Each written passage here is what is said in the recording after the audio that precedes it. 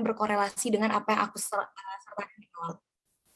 Yang pertama, ada screenshot yang sebelah kanan, itu adalah videoku ketika aku ikut Duta Maritim Indonesia. Bisa dibilang, aku bikin TikTok itu adalah karena aku alumni dari Duta Inspirasi TikTok, sehingga aku tertarik untuk bikin akun pribadi. Kemudian ketika aku ikut Duta Maritim Indonesia, ternyata dari setiap duta itu selalu kan memiliki role untuk bisa mencuri atensi publik, menyampaikan informasi, mengedukasi, dan bisa menginfluence other. Dan ini adalah caranya. Dan Kodarullah saat itu FYP, padahal topiknya bukan topik yang sering aku bahas loh. Aku sering bahas beasiswa terkait beasiswa dan juga terkait info perlombaan, tapi aku bahas kemaritiman bisa ke blow up saat itu. Itu adalah jalan Tuhan bagaimana ketika kita berusaha untuk jadi versi terbaik dari diri kita. Kemudian, aku sertakan juga fotoku ketika mengikuti kegiatan gugus tugas reforma agraria yang ada di Sulawesi Tenggara kemarin.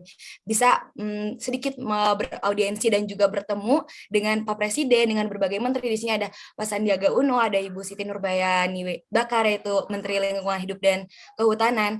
Ini ketika aku jadi Duta Maritim Indonesia. Dan itu adalah salah satu pengaruh dari apa? Dari konten kreator, teman-teman. Aku nggak tahu ya, aku bisa jadi juara satu Duta Maritim Indonesia atau bukan. Kalau misalnya aku kemarin nggak bikin TikTok setelah menjabat menjadi Duta Inspirasi, nggak ada yang tahu. Next, pekerjaan. Aku bisa bilang ini konten kreator itu mungkin hanya sampingan sekarang. Tapi sebenarnya kalau diseriusin itu bisa jadi pekerjaan tetap. Dan kalian juga tahu kan ada banyak sekali konten kreator yang resign dari pekerjaannya hanya untuk fokus di profesinya sebagai konten kreator. Aku mau ingatkan ke kalian bahwa tidak semua kesempatan dalam hidup ini hadir dibungkus dengan uang, pun dengan menjadi konten kreator. Tapi uang ada efek samping dari 3 net worth, yaitu skill, influence, dan well-being. Kumpulkan skill yang bernilai tinggi, salah satunya dengan kalian menjadi konten kreator, bangun tribe kamu, bangun network dengan audiensmu, dukung dengan kesehatan fisik agar bisa mencapai yang tadi well-being dengan baik. Maka uang akan mengikut dengan sendirinya sebenarnya. Untuk itu, pekerjaan ini menurutku ya, ini ada beberapa brand yang aku kerja sama, aku tidak tahu ternyata dampaknya sebesar itu dalam kehidupanku gitu. Apalagi kita sebagai mahasiswa lumayan banget buat jadi sampingan gitu kan.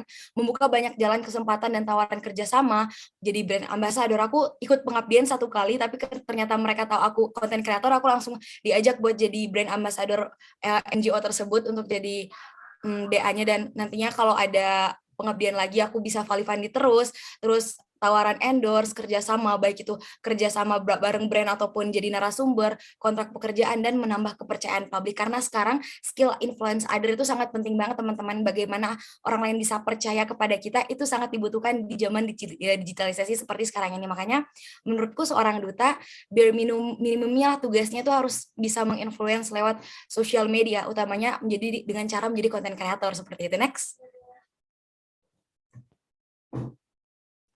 Selain sebagai duta dan juga tadi ya seperti teman-teman bilang di kolom komen, yaitu bisa menebar kebermanfaatan. Sesuai dengan moto hidupku, khairun nas anfa'uhum linnas, sebaik-baiknya manusia adalah yang paling bermanfaat bagi orang lain, bagi manusia yang lain, seperti salah satu kutipan dari pahlawan yang ada di Sulawesi Utara, Sito Timou Tumou Tau. Kamu bisa disebut sebagai manusia apabila kamu sudah memanusiakan orang lain. Dan aku ngerasa banget bagaimana ketika aku jadi konten kreator dan memberikan informasi yang aku tahu, apa yang aku bisa berikan, dan itu bisa berpengaruh kepada hidup orang lain, bisa membantu hidup orang lain. Ternyata kemampuan untuk bisa bermanfaat, kemampuan untuk bisa menyampaikan informasi dengan baik, dan kemampuan menjadi konten kreator itu bisa berdampak untuk keberlangsungan hidup orang banyak, bukan hanya untuk diri kita sendiri. Next. Jadi ini juga bisa menjadi salah satu ladang amal dan juga cara agar kalian bisa memotivasi dan memberikan inspirasi untuk orang lain melalui kegiatan-kegiatan positif yang kalian lakukan gitu. Next slide. Oke, setidaknya udah sedikit ada pengantar ya teman-teman, kenapa sih kita harus menjadi konten kreator dan seperti apa yang aku rasakan sejauh ini. Lalu kalau mau jadi konten kreator, utamanya di TikTok ya teman-teman, karena emang aku terjunnya di TikTok. Mungkin kalau lewat Reels ataupun YouTube itu memang punya formulasi yang berbeda, karena setiap sosial media itu unik, punya algoritmanya masing-masing, dan algoritma TikTok saat ini yang akan kita pelajari bersama-sama. Kita belajar nih, bagaimana sih bikin konten biar FYP, walaupun aku juga nggak se-FYP itu sebenarnya, apalagi sekarang 3 bulan terakhir kalau kalian lihat TikTok tuh aku sedang vakum-vakumnya bikin konten karena fokus sama kegiatan-kegiatan offline-ku, sehingga belum fokus bikin konten, tapi itu tetap bisa berdampak dalam hidup walaupun kita tidak terlalu serius untuk menjalaninya. which one works on your account. Jadi nggak semua yang aku bilang ini akan bermanfaat dan akan berdampak dan akan bisa bekerja di akun kalian, karena setiap akun pun memiliki keunikannya masing-masing. Tapi kita bisa belajar di sini untuk menyesuaikannya dengan niche akun. Nanti kita akan belajar apa itu niche. Oke, kalau bikin konten sebenarnya ini adalah cara-caranya. Tapi rasanya mungkin ini kerangka berpikirnya agak melompat. Harusnya kita harus belajar dulu bagaimana untuk membangun niche akun. Tapi nggak apa-apa, biar teman-teman tertarik dulu. Ini adalah cara FYP. Yang pertama, powerful opening. Jadi ada 3 detik pertama itu adalah golden opening. Jadi 3 detik pertama ini adalah kunci apakah audiens akan menonton videomu sampai selesai atau tidak. Dan kunci FYP adalah ketika audiens bisa menonton videomu sampai selesai atau mengulanginya, dan beberapa komponen lain seperti share, komen, dan juga save, seperti itu. Kemudian berciri khas, rules of 7, muncul 7 kali secara intens di FYP orang, maka kita akan diingat dengan ciri khas tersebut. Bagaimana cara untuk membuat ciri khas, nanti kita belajar selanjutnya. Intinya adalah 7 kali aja kalian secara intens muncul di FYP, itu akan memudahkan audiens untuk mengenal kamu, dan ketika audiens sudah kenal kamu, walaupun mereka nggak ingat nama kamu, tapi mereka ingat ciri khas kamu, itu akan memudahkan video-video lainnya untuk terus FYP, kayak gitu. Oke, next, musik. Trending musik kalian bisa lihat di Discover ataupun di For Your page. Silakan ikuti musik yang sedang trending dan join the trend. Ada banyak sekali tren-tren yang di TikTok yang bisa kalian ikuti, tapi tidak selamanya ketika kalian membuat konten itu harus join the trend. Kalian juga bisa menjadi seperti seorang Vina yang dia yang menciptakan trennya gitu. Jadi trennya berpusat ke dia. Kalian juga bisa menjadi seperti itu. Tidak selamanya kita harus join the trend. Selanjutnya kita bisa memanfaatkan fitur-fitur TikTok mulai dari question and answer, speech, reply comments with video, dan lain sebagainya. Dan ada durasi yang penting karena ketika awal-awal aku bikin konten, aku belum punya ciri khas. Durasi itu tuh lumayan berpengaruh. Ketika aku membuat video dengan durasi yang singkat 10 detik ataupun di bawah 10 detik dengan informasi yang nanggung gitu, kalau bisa dibilang durasinya singkat, setiap informasi aku berikan, orang kan nge-pause gitu kan ya. Dan akhirnya karena durasi yang singkat, satset lah ya namanya untuk memberikan informasi, jadinya orang menonton video kita secara berulang. Kembali lagi tetap ini harus sesuaikan dengan akunmu ya, seperti apa niche akunmu. Dan the most important thing adalah konten yang berkualitas dengan niche yang kuat. Bagaimana cara membuat konten yang berkualitas, yang penuh dengan ciri khas, tapi tetap entertain. Ingat, kita adalah pemberi informasi yang edukatif, tapi kita masuk di dunia entertain. Jadi bagaimana kita membungkus pesan-pesan informatif itu dengan cara yang tentunya menjual dan kekinian. Next slide. Sampai sejauh ini teman-teman paham? Kalau ada yang kurang paham bisa komen di kolom komentar. Kita belajar soal niche konten. Ini penting banget sebelum kalian memulai untuk bikin akun, kalian harus tahu dulu akun kalian tuh bakalan ke arah mana gitu. Jadi jangan kalian bikin akun personal tapi gado-gado teman-teman. Nanti algoritma TikTok bingung loh. Algoritma TikTok itu akan menyalurkan video kalian sesuai dengan, jadi algoritma TikTok akan menyalurkan videomu kepada penonton topik itu. Jadi sesuai dengan interest masing-masing profile gitu. Jadi nggak boleh gado-gado. Kalau kalian gado-gado udah di Instagram aja, jangan di TikTok gitu. Jangan sampai ciri khasmu juga tenggelam oleh tren tadi. Nah, aku ngasih 2 opsi pilihannya. Yang pertama adalah Kak Yosafat Prying. Kita sama-sama bikin TikTok dan sama kita gara-gara Duta Inspirasi juga bikin TikTok, tapi dia udah jauh lebih hebat karena dia jauh lebih konsisten dan niche-nya kuat banget untuk akun Kak Yosafat ini. Dan yang kedua adalah Kak Vina Mulyana. Ini ada 2 yang berbeda ya teman-teman. Yang pertama kita belajar niche dulu. Nah, kalau Kak Yosafat, caranya adalah dia dengan ikut sound yang lagi viral, tren yang lagi viral, tapi tetap mempertahankan ciri khasnya dan dengan topik yang konsisten terkait sex education.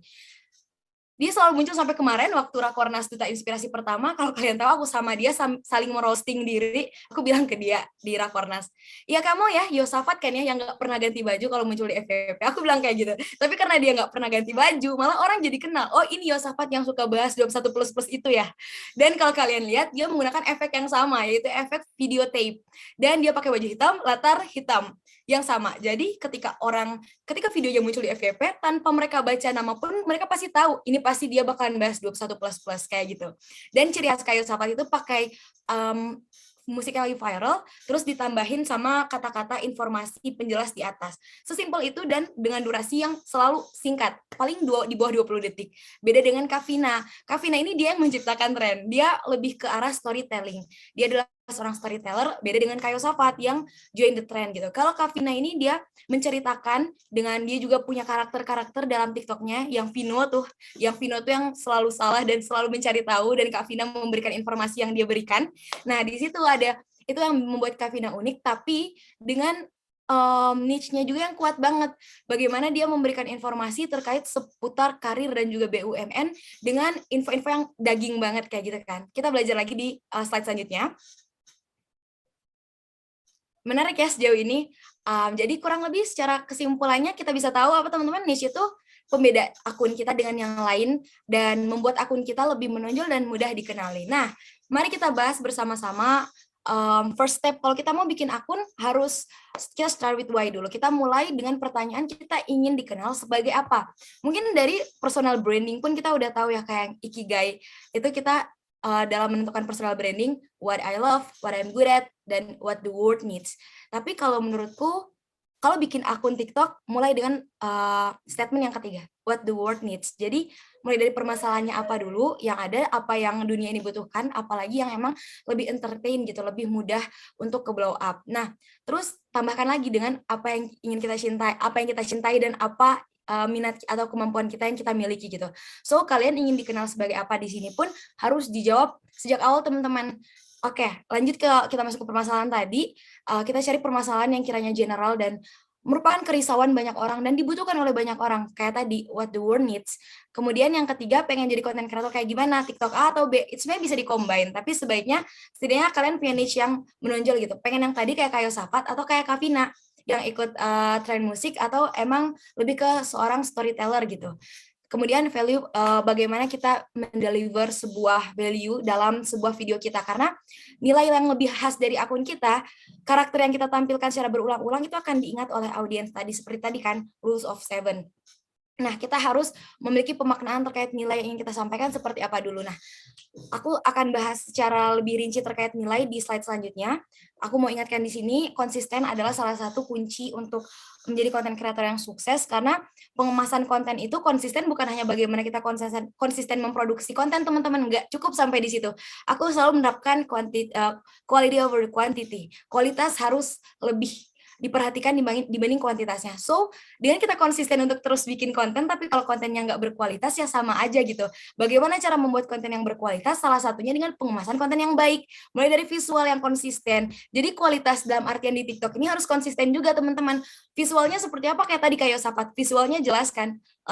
Seperti apa yang ditampilkan, karakter yang ditampilkan seperti apa, font, begitupun dengan hal-hal teknis seperti font, durasi video, itu pun harus konsisten. Kalau emang kalian ada tipikal yang storyteller berarti 20-45 detik, seperti itu, jangan kelamaan sampai 3 menit, kecuali memang misalnya kalian mau bikin video yang bukan niatnya untuk FYP, tapi emang untuk menyebarkan informasi baik banyak atau enggak yang nonton, ya nggak apa-apa. Kembali lagi ke value yang kalian pegang juga sih. Yang keenam, opsional, bisa gunakan tagline. Kayak sekarang yang mungkin lagi coba Duta Inspirasi TikTok berjuang pakai tagline Inspire Information ya. Ini bisa banget untuk kalian coba. Jadi misalnya kalian bikin konten, dimulai dengan pertanyaan, terus masuk dengan tagline. Tagline ini sebenarnya hanya salah satu medium untuk membantu kita agar lebih dikenal orang gitu. Oh, tagline-nya kayak misalnya nih, kalian pernah lihat nggak akun yang muncul di FYP terus dia bilang ini, kembali lagi makan unik India, tanpa kalian lihat, kalian tahu kan itu pasti bakalan bahas makanan aneh-aneh yang menjijikan terkait India, kadang-kadang kayak gitu. Tanpa lihat username, dengan tagline pun bisa membantu kita untuk lebih mudah dikenali. Next slide. Standar kualitas konten versi aku ya, mohon maaf itu masih ada template yang belum aku hapus. Yang pertama, value ya teman-teman. Aku selalu mengingatkan kita adalah seorang duta inspirasi, seorang yang terdidik, yang kredibilitasnya dapat dipercaya ya. Ingat, di zaman seperti ini, di digitalisasi, berisik ditambah bugil sama dengan selebriti. Kamu bisa terkenal dengan rumus sederhana itu, tapi ingat, kalian bisa memilih begitu banyak role dengan value masing-masing. Kalian bisa jadi peramal, bisa jadi konten kreator zodiak, banyak hal yang bisa kalian ekspor, tapi yang perlu ditekankan di sini we are different, teman-teman. Kita duta inspirasi, tunjukkan dirimu yang penuh arti di setiap interaksi. Ingat, sebuah dongeng yang diceritakan oleh seorang idiot penuh dengan suara kemarahan, tak akan menandakan apapun. So be wise dalam bersosial media. Pilahlah dengan bijak role yang mau kamu ambil, karena itu akan memenuhi kredibilitas diri kamu, teman-teman. Dan itu akan berpengaruh pada personal branding kita, kepada diri kita di dunia nyata. Maka tegaskanlah hal-hal baik. Kitalah yang menciptakan iklim positif dalam bersosial media.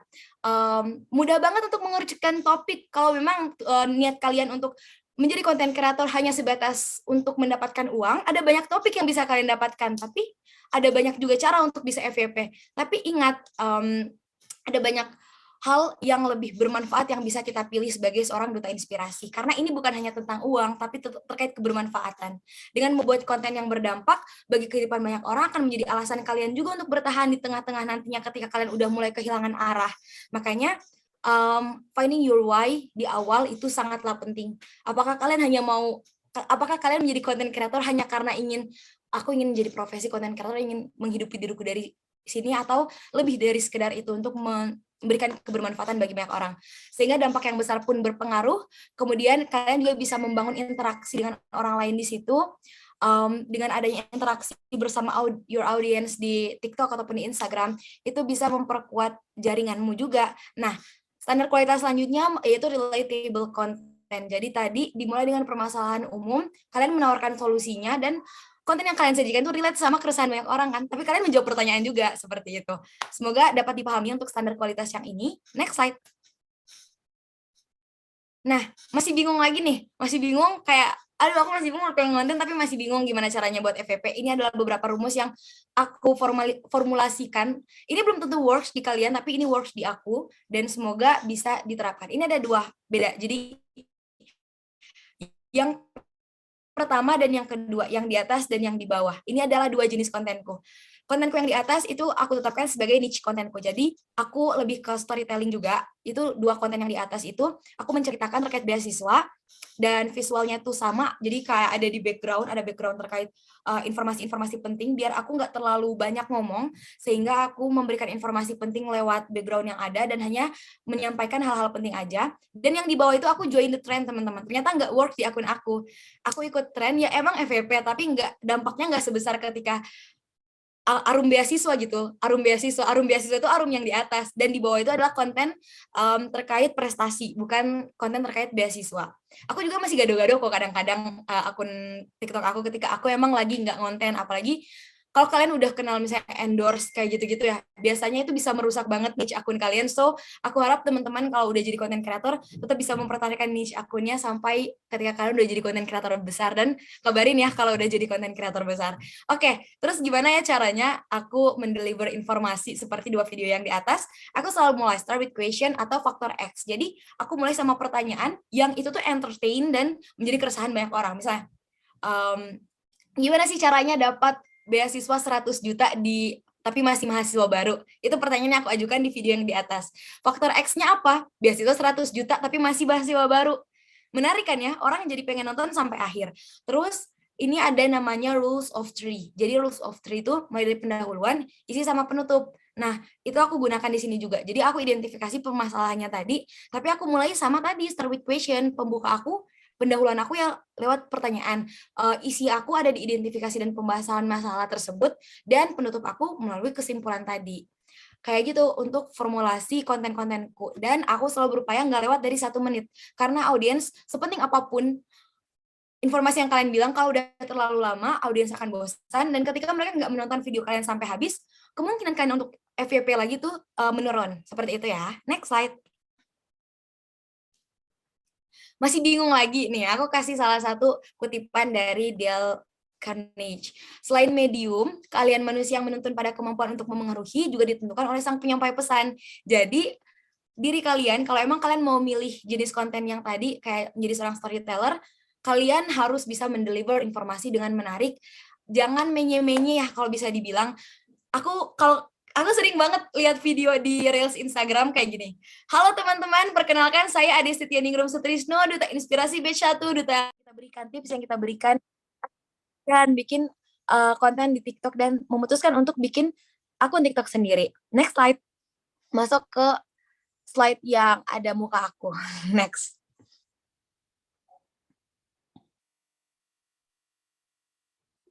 Nah, sebelumnya slide yang Ini kalau teman-teman, maksud aku yang disematkan itu ini. Jadi lihat balasannya sampai 3.000 sekian, sampai 2.000 sekian, itu tuh bener-bener bantu buat FYP kemarin yang aku gunain rumus ini juga di akunnya Duta Inspirasi TikTok. Next slide. Nah, aku memutuskan untuk bikin akun pribadi dan luar biasa ya teman-teman kalau kita udah berani untuk mengambil langkah pertama dan kita menjadi versi terbaik diri kita berdasarkan pengalaman yang udah kita dapatkan dan kita implementasikan dengan mengambil langkah pertama di slide akhir ya. Allah mudahkan banget. Aku nggak nyangka, aku kira aku bakalan struggling kayak kemarin di Duta Inspirasi TikTok, tapi ketika aku bikin akun TikTok pribadi, aku bisa FYP di konten pertama langsung yang nonton sekitar berapa ya, ribuan dulu deh, waktu itu belum sampai 100 ribuan, tapi followers aku signifikan banget naik selama 2 hari itu 20.000 sampai 30.000 itu hanya di 2 hari pertama. Slide terakhir. Dan aku nggak nyangka ternyata memang TikTok kalau kita udah tahu niche akun kita udah tahu formulanya seperti apa dan konsisten dalam beberapa poin yang udah aku sampaikan di awal, itu akan mudah untuk bisa TikTok kenali karena TikTok ini hanya ini teman-teman, dia tuh algoritma TikTok ini kan hanya robot ya. Kita harus bisa untuk menyesuaikan bagaimana algoritma ini akan menyalurkan konten-konten kita kepada orang yang tepat gitu. Nggak hanya jodoh aja yang tepat, tapi konten-konten juga tepat teman-teman. Disalurkan kepada siapa-siapa yang butuh. Jadi give and take juga berlaku di TikTok. Kayak gini, ini adalah konten-konten awalku kalau kalian kalian zoom in, konten-konten awalku tuh kurang lebih seperti itu. Dan dulu aku punya niche lightingnya itu ada 2, yang di depan sama yang di belakang. Di belakang tuh sunset lamp, tapi sekarang udah nggak kayak gitu, udah aku ubah lagi. Nggak tahu works atau enggaknya. Dan ya seperti kalian, seperti kita, seperti manusia yang mengoptimalkan potensinya selalu butuh untuk memperbaiki diri dan selalu butuh untuk feedback dari orang lain. Kurang lebih seperti itu teman-teman untuk pematerian pada malam hari ini. Mohon maaf kalau ngerasa mungkin agak boring ya untuk pemateriannya, tapi aku berharap setidaknya ada hal-hal baik yang bisa teman-teman petik dari sharing aku pada malam hari ini. Kembali lagi ke moderator. Ya, terima kasih banyak Kak Arum buat ilmu-ilmu bermanfaatnya. Kayak keren banget Kak Arum dengan pembawaannya itu. Bagian itu kayak terpanah gitu, kayak betah banget buat ngedengerin Kak Arum menjelaskan. Dan sebelumnya saya minta maaf Kak untuk beberapa kendala yang terjadi tadi, karena ini juga memang bukan rencana kita, ini yang nggak direncanakan. Jadi saya mohon maaf tersebut. Sebelum kita masuk ke sesi tanya jawab atau sesi sharing bersama, ada beberapa hal yang saya petik di sini Kak, dan for your information, saya juga bekerja sebagai content creator, tapi saya bekerja di perusahaan, bukan content creator pribadi, jadi kayak senang bertemu dengan Kak Arum sama content creator di sini. Ada beberapa hal yang saya dapat di sini. Yang pertama adalah tadi Kak Arum bilang bahwa content creator juga merupakan ladang di mana kita menginspirasi orang dengan hal-hal yang kita bagikan di sana gitu. Ini juga saya rasa ini benar sih Kak, karena tanpa kita sadari pun kadang apa yang kita post itu bisa dijadikan motivasi bagi orang gitu. Teman-teman nggak harus jadi content creator seperti Kak Arum atau seperti Kak yang lain. Mungkin teman-teman bisa menggunakan caption yang inspiratif. Itu mungkin bisa menginspirasi orang. Jadi kayak hal-hal yang simple yang kita post aja, itu bisa menginspirasi orang-orang gitu. Dan satu hal yang saya dapat dari Kak Arum adalah saya belajar bahwa duta itu at the end of the day-nya itu harus mampu berdampak, bukan kurang nampak gitu. Dan cara Kak Arum berdampak adalah dengan cara seperti ini. Luar biasa banget Kak Arum dengan sharing yang sangat-sangat menginspirasi. Sekarang mungkin kita masuk ke sesi diskusi bersama. Saya akan buka untuk 2 orang penanya pertama. Untuk 1 orang pria dan orang perempuan, saya persilakan yang mau langsung bisa raise hand. Oke nih, nampaknya banyak banget nih yang mau sharing langsung bareng Kak Arum. Lihat-lihat dulu ya siapa yang. Oke. Ada yang pertama aku kasih kesempatan buat Wahyu dari NTT, dan yang kedua ini ada Yesa dari Bali. Untuk Wahyu, saya silakan untuk memberikan tanggapan kepada Kak Arum. Halo, selamat malam semua. Selamat malam Kak Arum. Selamat malam Wahyu. Baik, sebelumnya saya Wahyu dari Duta Inspirasi NTT. Izin bertanya Kak, kan biasa kayak tadi aku dengar dari apa penjelasannya Kak Arum, itu kita kalau menjadi content creator itu harus ngambil langkah awal. Nah, misalnya nih Kak, saya pengen jadi content creator, tapi kayak lingkungan saya itu selalu bilang waktu saya mau jadi content creator mereka tuh bilang, "Ih, si paling konten kreator," kayak mulainya tuh kayak jadi lingkungan yang toksik gitu, Kak. Nah, cara buat bangun kepercayaan dirinya itu gimana? Soalnya kita kalau mau mulai itu pasti orang-orang di sekitar ada yang bakalan pro dan ada juga yang kayak ngejek gitu, Kak. Jadi cara bangun kepercayaan diri kita tuh gimana, Kak, gitu. Makasih, Kak Arum. Kak Arum, ini mau langsung atau ditampung dulu sekalian dua atau mau langsung jawab? Langsung aja ya, mungkin biar nggak lupa. Oke, jelaskan Kak. Thank you, Kak Wahyu.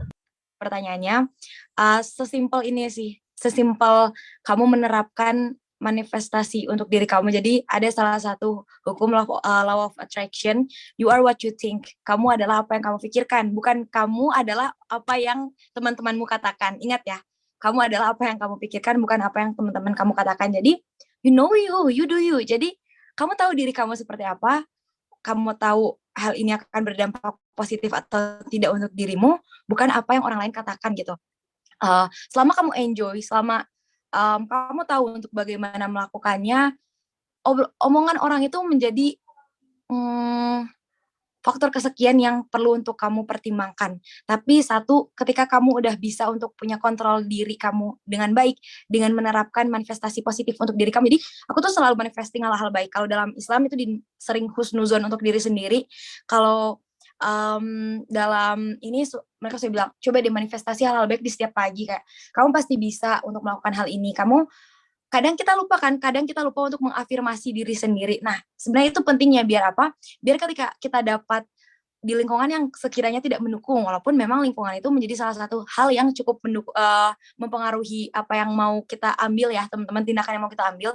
Tapi ya itu, ketika kita punya prinsip, you are what you think, apa yang kita pikir adalah mencerminkan diri kita, maka pendapat orang tidak akan berpengaruh sedemikian rupa untuk keputusan-keputusan besar yang mau kita ambil.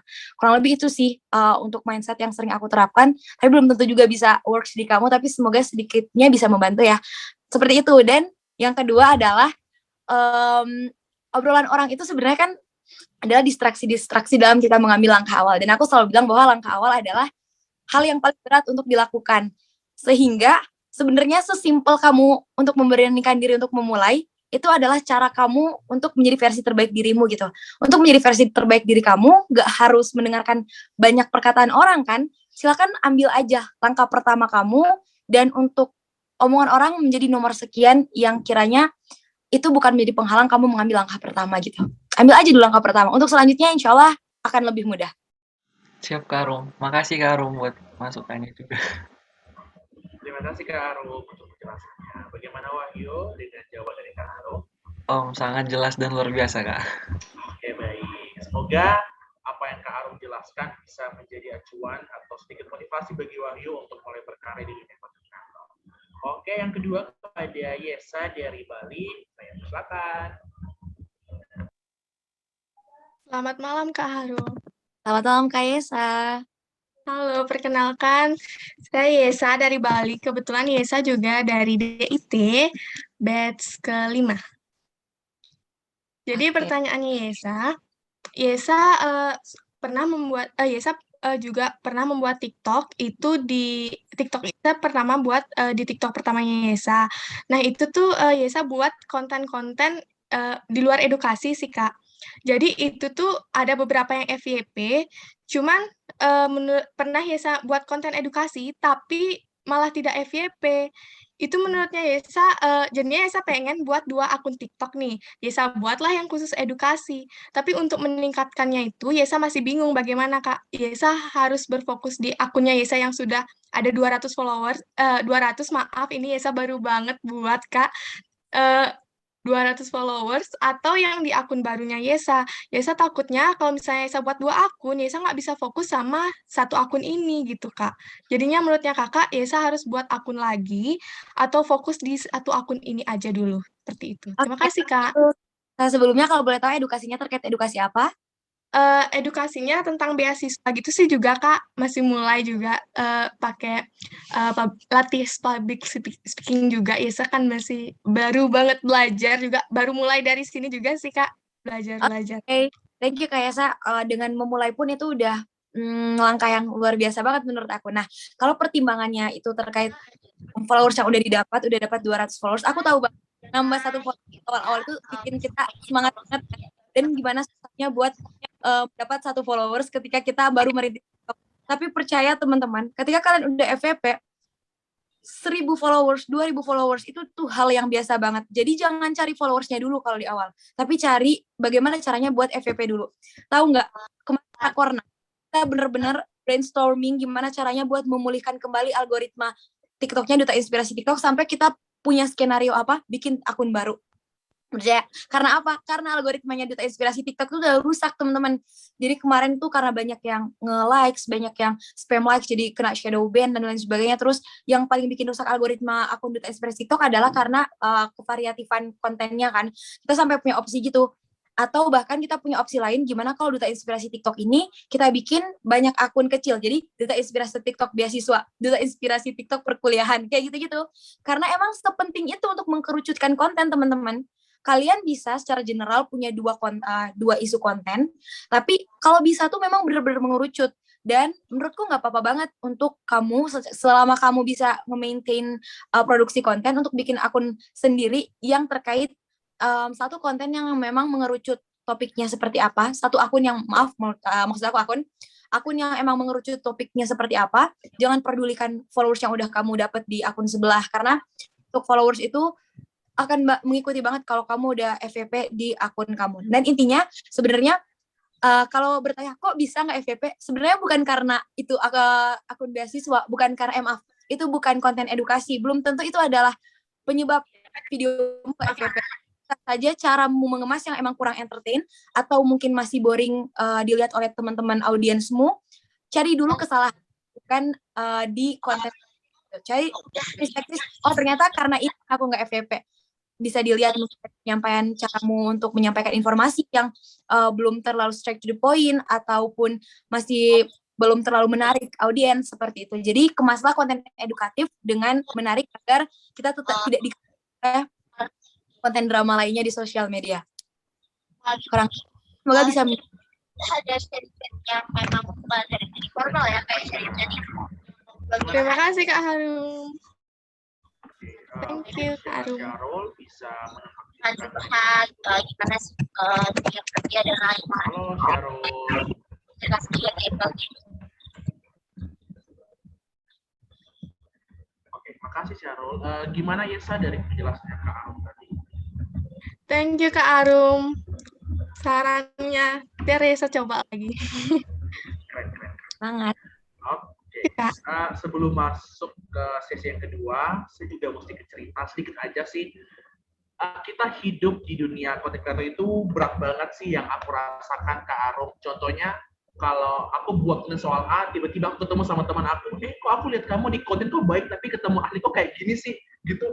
Jadi kayak memang mau berkonten itu bisa dibilang hal yang cukup berat. Teman-teman harus punya keputusan yang jelas, apakah teman-teman mau bertahan atau tidak. Karena aku tuh selama berkonten, aku punya satu moto di mana jika kamu tidak suka sama konten yang aku buat atau sama kepribadian aku, kamu cukup meninggalkan konten ini aja gitu. Jadi karena konten ini pun tidak dibuat untuk kamu gitu, konten ini dibuat untuk channel lagi. Jadi kayak aku tidak maksa kamu untuk suka sama konten aku. Jadi kayak untuk teman-teman yang mau mulai berkonten harus punya satu pedoman yang kuat biar teman-teman itu gak mudah goyah gitu untuk menghadapi setiap gonjangan yang datang gitu.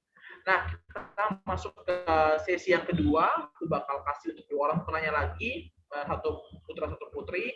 Mungkin aku mau kasih ada siapa ya? Ada Pande dari Maluku dan juga ada Novela dari Kalsel.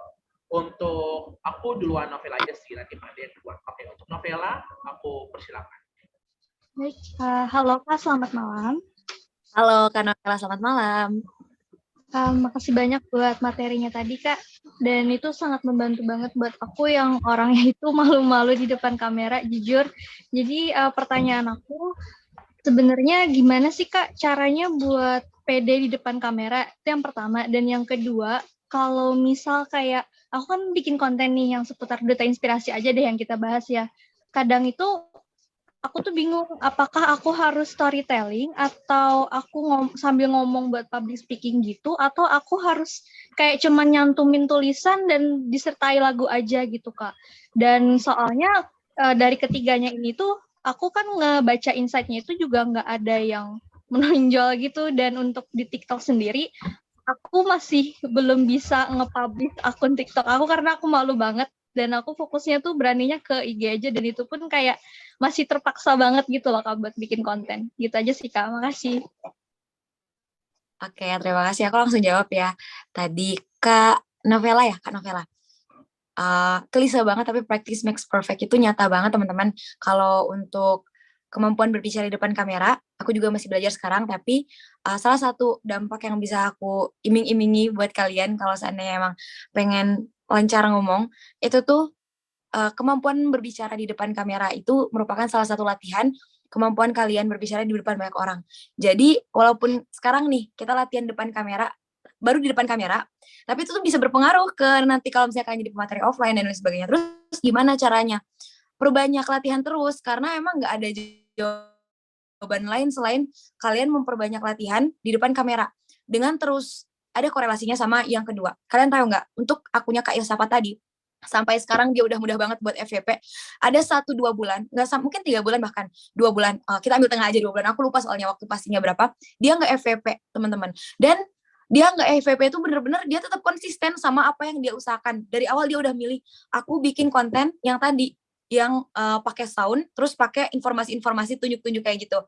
Dan lihat ketika dia 1 kali FYP, ketika TikTok udah bisa mengenali akunnya adalah akun informasi sex education dan disalurkan kepada orang-orang yang tepat, dan itu kan entertain banget.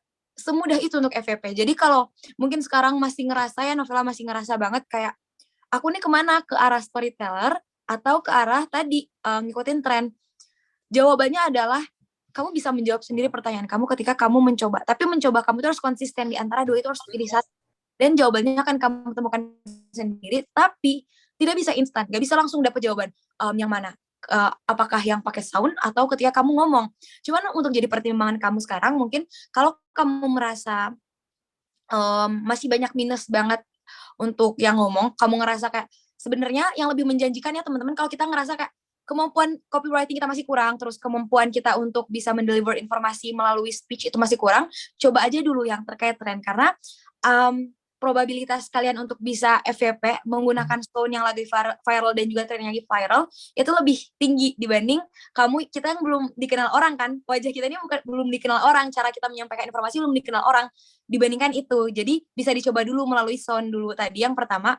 Terus kalau mulai makin kesini ngerasa kayak oh udah mulai ada change nih buat aku bisa mulai ngelatih ke arah sana, ke arah storyteller, bisa dicoba. Tapi lebih baik kalau kamu pilih salah satu di antara dua itu. Dan semoga bisa menjawab ya. Terima kasih banyak Kak. Terima kasih banyak buat Kak Arum dan juga Mas Bella sudah bertanya. Untuk pertanyaan terakhir aku kepada Pande dari Maluku untuk bertanya. Silakan Pande. Oke, terima kasih kesempatannya Kak Ramdhani. Sebelumnya saya ucapkan terima kasih kepada Kak Arum atas materi yang sangat luar biasa. Di sini ada sedikitnya 2 pertanyaan yang pengen Pandi ajukan Kak ke Kak Arum. Yang pertama itu terkait dengan konten TikTok pribadi Pandi itu sendiri. Nah, berdasarkan apa yang Pandi saat ini kan Pandi sedang pengen banget buat video di TikTok kayak karena hobi banget nge-scroll TikTok. Nah, tapi untuk saat ini video-video yang Pandi upload itu cuma potongan-potongan dari video yang Pandi gabung atau paling tidak potongan-potongan foto yang Pandi gabung terkait dengan aktivitas Pandi di perkuliahan. Nah, terkadang Pandi juga pengen buat semacam edukasi seperti itu Kak menggunakan public speaking, tapi setelah Pandi lihat-lihat dari bagaimana perbedaan perspektif antara netizen dengan content creator itu sendiri terkadang berbeda, itu malah si content creator ini dihujat dan lain sebagainya Kak, atau di stitch dengan video-video lucu dan lain sebagainya. Nah, itu yang menyebabkan mengapa sampai saat ini Pandi takut untuk buat konten-konten edukasi, karena takut akan perspektif Pandi dengan pengguna TikTok itu berbeda yang malah bakalan menghujat Pandi itu sendiri. Nah, dari Kak Arum, apa yang Kak Arum lakukan untuk mengantisipasi perbedaan perspektif yang akan menimbulkan hujatan dari netizen itu sendiri Kak?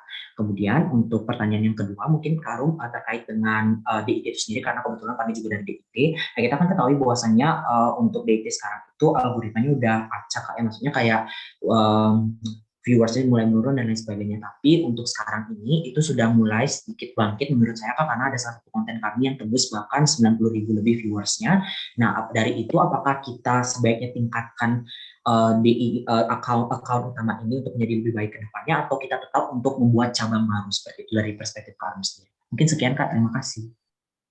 Oke, terima kasih Kak Pande. Waduh, ini ya, ada banyak hal yang bisa dibagikan di sini.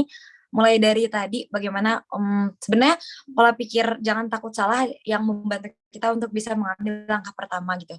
Jangan takut salah, dan cara agar mengurangi kemungkinan untuk terjadi pertikaian di kolom komentar, tapi jangan sampai ada pertikaian sebenarnya ya. Itu adalah dengan mencantumkan sumber informasi referensi. Jadi ini adalah salah satu struggle yang dialami oleh Kak Yosafat. Aku banyak share track Kak Yosafat, kayak aku harus izin ke dia nih setelah ini. Dia banyak banget di komen, kamu dokter emang, kamu siapa, kamu ahli medis, kayak gitu. Ngasih informasi dari ini tuh dapat dasar dari mana, tapi sampai sekarang dia masih bisa terus sustain akunnya, masih terus bisa konsisten nge-share akun. Karena apa? Dia punya senjata. Dia nyantumin referensinya dari mana, dari jurnal yang kredibilitasnya terpercaya. Jadi itu adalah kuncinya. Untuk mengurangi ada banyak pertentangan adalah melalui mencantumkan referensi yang kredibilitasnya dapat dipercaya, seperti itu. Itu kalau biar nggak takut salah, selama kita punya landasan, kita harus terus berani untuk membela itu, dan jangan pernah takut selama kita merasa kita di pihak yang benar, teman-teman, dan kita menyampaikan sesuatu itu untuk kebaikan pula. Jangan pernah takut, karena tetap ada orang-orang pula yang akan berada di pihak kita karena merasa kita berada di pihak yang benar gitu. Yang penting tadi punya landasan yang kuat dulu. Next, selanjutnya untuk masalah akun Duta Inspirasi TikTok. Jadi aku kemarin berpesan ke kalian, kalau udah dapat nih konten yang FYP, coba untuk gali informasi sejenis dengan konten yang FYP itu. Bisa aja emang algoritma TikToknya tuh mau mengarahkan akun kita ke sana. Jadi coba dulu di 1 bulan, udah 1 bulan ya ternyata. Mau 1 bulan lagi nggak apa-apa, sok coba aja dulu. Untuk tetap berusaha untuk memperbaiki akun TikTok sekarang yang ini. Tapi mungkin keputusan besar untuk membuat akun-akun baru itu menurutku besar banget ya. Itu bisa untuk jadi rekomendasi, baik itu di bulan ketiga ataupun di next batch selanjutnya gitu. Karena setidaknya kalian udah trial and error dulu di batch ini buat coba memperbaiki algoritma akun TikTok Duta Inspirasi. Karena bener kemarin tuh kayak bilang, udah ini buat bikin akun Duta Inspirasi di TikTok tuh kalau bikin baru lebih mudah buat FYP dibanding bikin memperbaiki akun yang sekarang gitu, algoritma sekarang. Karena aku pengalaman beberapa bikin video di akun baru, ada di akun @scholar.id, di akunku pribadi, terus di beberapa akun non-government organization, itu tuh di 1 minggu pertama bisa gain sampai 20.000 followers, ada emang viewers langsung 1, sekian. Karena apa? Karena emang spesifikasi dan segmentasi kontennya tuh mengerucut dan jelas. Jadi emang saran aku buat kalian yang mau bikin akun sendiri gitu ya teman-teman, kayak ini sekarang konten kreator kita yang ada di sini ada kan, bukan Duta UT di sini kan ya, mengerucut banget tuh bahas terkait UT, dan apa unik karena belum ada kan yang bahas terkait UT di akun TikTok. Jadi itu bisa mengerucut dan cari keunikan yang itu adalah faktor X kalian. Semoga bisa menjawab ya. Ya, terima kasih Kak Arum untuk penjelasannya. Bagaimana Pande dengan penjelasannya Kak Arum tadi? Baik, terima kasih Kak Arum, penjelasannya sangat bermanfaat sekali. Terima kasih Kak. Dengan senang hati. Aku mau nambahin dikit, boleh Kak? Boleh Kak Arum. Aku lupa tadi tambahin informasi dikit ya buat teman-teman. Dasar kalian kalau udah mau buat konten itu, kalau mau jadi konten kreator harus kuat banget. Ini mungkin sedikit menambahkan pertanyaan yang pertama, bagaimana biar kita nggak takut sama omongan orang. Ketika kita punya target, punya misi yang kita bawa dengan jelas, misi kemanusiaan misalnya, karena kalian ingin memberikan manfaat kepada orang lain, itulah akan menjadi fondasi kuat kalian. Dan ketika diterjang sama angin sekencang apapun, nanti karena fondasi kalian udah kuat, why kalian di awal ini udah kuat banget dan terjawab melalui target dan goals yang ingin kalian capai, maka omongan orang itu nggak akan berpengaruh kepada kalian. Dan setiap struggle yang akan kalian hadapi itu akan dengan mudah kalian jawab dan tidak akan mengurangi semangat kalian ketika apa yang emang kalian pokoknya harus bener dulu deh di awal. Benerin dulu niat kalian kalau mau jadi konten kreator, apakah emang ingin menebar kebermanfaatan atau mungkin ada hal-hal tertentu yang ingin kalian capai. Itu penting banget ya teman-teman, karena aku memaknai konten kreator itu luas banget, nggak hanya sebatas konten kreator itu untuk menghasilkan uang, nggak hanya sebatas itu, tapi itu hanyalah bonus. Tapi menurutku konten kreator adalah salah satu misi kemanusiaan yang bisa aku ambil lewat jalan ini untuk bisa memberikan kebermanfaatan kepada banyak orang gitu. Dan mungkin jalan yang sama bisa kita tempuh seperti itu. Dan aku mengajak kalian untuk bisa mencoba jalan yang ini. Walaupun belum tentu bisa works, bisa jadi jalan kalian melalui jalan yang lain seperti mungkin kepenulisan dan lain sebagainya. Tapi tetap berbijak. Aku harap kalian bisa bijak dalam menggunakan sosial media seperti itu. Enough, terima kasih. Oke, terima kasih banyak Kak Arum untuk pesan-pesannya yang luar biasa, yang keren banget. Kayak banyak banget ilmu baru yang kita terima di sini hari ini. Senang banget bisa bertemu Kak Arum dengan segala pengalaman dan juga apa ya, ilmu-ilmu yang Arum berikan itu betul-betul semoga bisa diaplikasikan untuk teman-teman semua yang ada di sini gitu. Bukan hanya bagi teman-teman yang menjadi konten kreator, tetapi di seluruh teman-teman Duta Inspirasi Indonesia. Nampaknya di sini waktu kita tinggal sekitar 3 menitan, dan aku pikir kalau kita mau foto bersama itu nggak keburu, apa kita mau masuk untuk berikutnya lagi atau mau sekalian sekarang gitu, soalnya oh ya ini udah. Oke Kak Arum, kita punya sedikit hadiah untuk Kak Arum sebagai bentuk terima kasih dan juga penghargaan buat Kak Arum karena telah menjadi pemateri pada malam hari ini. Inilah sedikit hadiah dari kami. Semoga bisa berkenan di Kak Arum dan jadi kenang-kenangan dari Duta Inspirasi batch kelima. Alhamdulillah, terima kasih banyak teman-teman Duta Inspirasi menerima aku kembali ke rumah ini dan memberikan bingkisan tangan untuk kembali lagi mengarungi ombak kehidupan selanjutnya. Terima kasih ya, diterima dengan selamat sampai di. Oke teman-teman yang bertugas untuk screenshot, saya persilakan. Kak Arum, kita bergaya dulu karena kita akan mengambil gambar, kembali ke sertifikat yang pertama dulu. Oke, siapa yang screenshot? Untuk bertugas. Ya, halo Kak. Aku ambil gambarnya dulu ya Kak. Kak Arum sama Kak Ramdhani. Oke, 1, 2. Oke, udah Kak. Oke, untuk sertifikat berikutnya untuk moderator. Oke. Jadi ambil gambarnya, susah.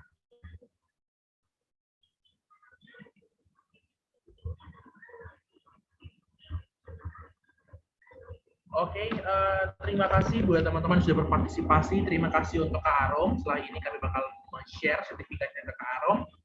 Nah, sebagai penutup dan sebagai kenang-kenangan, kita bisa foto bersama Kak Arum dan teman-teman Duta Inspirasi. Kepada yang bertugas, saya persilakan. Untuk teman-teman yang belum mengaktifkan kamera, silakan aktifkan kamera karena waktu kita tinggal 1 menit lagi, teman-teman, kita berpacu dengan waktu. Dan sebelum kita mengambil gambar, saya ingin menginfokan kalau absen sudah berada di kolom komentar atau kolom chat, bisa langsung aja mengisi absen karena itu dibuka 1 jam setelah masa posting ini berlaku.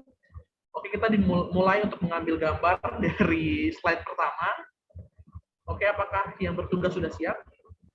Udah Kak. Teman-teman tolong jangan aktif di kolom chat dulu ya. Oke. Yang mau raise hand bisa raise hand. Oke, jadi itu. Oke, slide pertama. Oke. Sudah.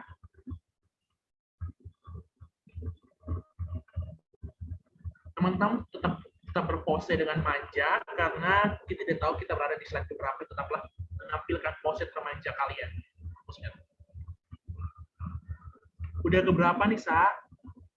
Itu. Oke, tinggal 60 detik lagi, teman-teman.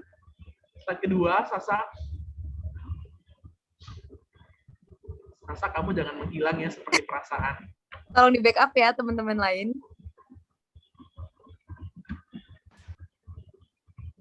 Iya, udah semua Kak. Oke, makasih banyak. Oke, jadi aku ingin mengucapkan makasih banyak untuk partisipasi kalian pada malam hari ini. Makasih banyak Kak Arum sudah bergabung. Semoga ini tidak menjadi akhir pertemuan kita, tapi menjadi awal untuk pertemuan kita.